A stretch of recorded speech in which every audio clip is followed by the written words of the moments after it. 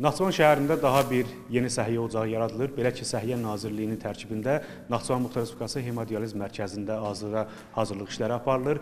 Qeyd edək ki, bu kateqoriyada olan xəstələrin daha yaxşı səhiyyə xidmətləri alması və əlçatanlığın təmin olunması məqsədi ilə aprel ayının sonunadək mərkəzin istifadəyə verilməsi nəzərdə tutulub.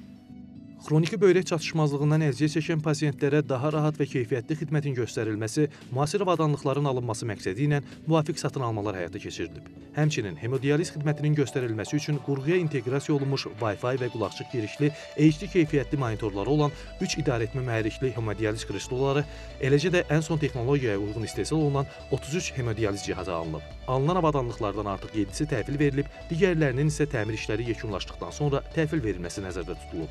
Hemodializ mərkəzində osmoz cihazları da quraşdırılıb. Bu cihaz nəticəsində hemodializ prosesində toksinlərin və artıq maddələrin effektiv təmizlənməsi təmin ediləcək və müalicə proseslərinin daha rahat şəkildə həyata keçirilməsinə şərait yaradılacaq. Yeni yaradılan hemodializ mərkəzində uşaqların dializ prosesini daha rahat keçirmələri üçün pediatrik dializ bölməsi də yaradılıb.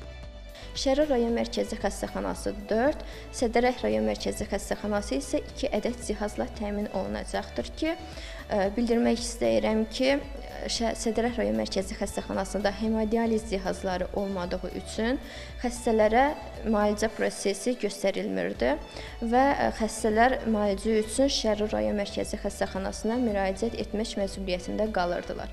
Xəstəxana cihazla təmin olunduqdan sonra isə bu istiqamət üzrə fəaliyyətə başlayacaqdır. Digər rayonlarda da Babək, Şahbuz, Ordubad, Culfa, Kəngərli xəstəxanalarında da cihazların artırılması planlaşdırılır və yeni bölmələr yaradılacaqdır. Görülən işlər Naxçıvan Muxtar Respublikasının sosial-iqtisadi inkişafına dair 2023-2027-ci illər üçün dövlət proqramına uyğun olaraq həyata keçirilir. Xosrov İbrahimov, Arzu Sadiqov, NTV Xəbər.